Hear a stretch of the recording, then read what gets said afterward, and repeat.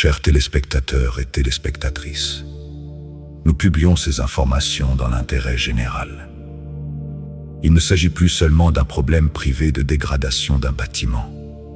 Il s'agit ici d'un danger de mort, de dossier, de responsabilité, de défaillance des autorités allemandes et de la question de savoir si les citoyennes et citoyens sont encore efficacement protégés par cet État. À cela s'ajoute, des logements ont été financés qui n'ont aucune valeur réelle et peuvent présenter un danger de mort. Des bâtiments publics susceptibles d'être vétustes sont également concernés. Et puis se pose une autre question. Où est passée l'équité concurrentielle? Lorsqu'un entrepreneur en bâtiment bénéficie pendant des décennies de la protection de responsables politiques en fonction des autorités, des ministères de la justice et des ministères fédéraux, tous les autres sont désavantagés. Les entreprises honnêtes qui respectent les règles, les citoyens qui payent, les familles qui font confiance, les personnes qui croient qu'un État les protège. Et cela ne concerne pas seulement l'Allemagne. D'autres pays de l'UE peuvent également être concernés. Mais selon nous, l'Allemagne fait fi des arrêts de la Cour de justice de l'Union européenne.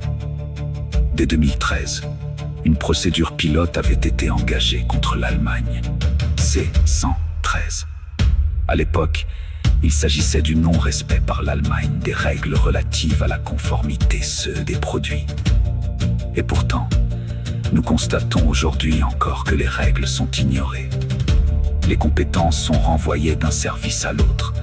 La responsabilité est diluée. Et une fraude colossale continue d'être dissimulée.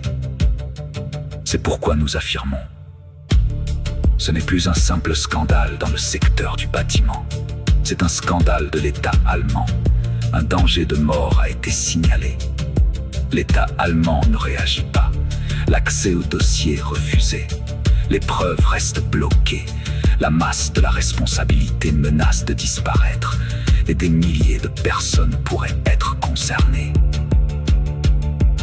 Nous publions ces informations dans l'intérêt général, avec des documents, avec des expertises, avec des dossiers, avec des preuves. Notre revendication est claire: faire la lumière, protéger, enquêter, assumer ses responsabilités. Pas demain, pas un jour ou l'autre. Maintenant. Car lorsque des risques mortels sont signalés et que l'État allemand ne réagit pas, le silence n'est plus une question d'administration. Le silence fait alors partie du problème. D'autres détails suivront bientôt, pour que chacun comprenne ce dont il s'agit vraiment.